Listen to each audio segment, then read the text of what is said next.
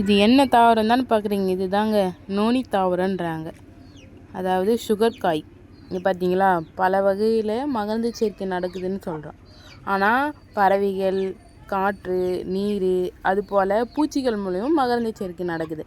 இந்த நோனி தாவரத்தில் அதிகமான எறும்பு இருக்குதுங்க. அப்போ என்ன பண்ணுதுன்னா, இந்த எறும்பு தான் இந்த தாவரத்துக்கு மகரந்த சேர்க்கையை உற்பத்தி செய்து கொடுக்குது. அது மட்டும் இல்லாமல் இந்த தாவரம் வந்து ரொம்ப ஹெல்த்தியான தாவரம், மருத்துவ குணம் நிறைந்த தாவரம். இயற்கையாகவே இந்த தாவரம் எங்கள் வீட்டில் இருக்குது. இதோட பேர் வந்து நோனி தாவரம்னு சொல்கிறாங்க. பேரே நோனி தாவரம் தான். இது வந்து அந்த நோனி காய், இதுதான் அந்த காய். பழம் இருக்குது, பழம் காட்டுறேன் இருங்க, மேலே இருக்குது. இது வந்து சுகர் காய், இதுதான் பழம். இது இருக்குது பாருங்கள், இதுதான் பழம். அதை பறித்து ஜூஸ் போட்டு நம்ம சாப்பிடணும். டெய்லி வெறும் வயிற்றில் சாப்பிட்டா உடம்புக்கு ரொம்ப ஹெல்த்தியானது அப்படின்னு சொல்கிறாங்க. எங்கள் வீட்டில் எங்கள் அம்மா டெய்லியும் சாப்பிடுவாங்க, என்னையும் சாப்பிட சொல்லுவாங்க. ஆனால் நான் சாப்பிட மாட்டேன்.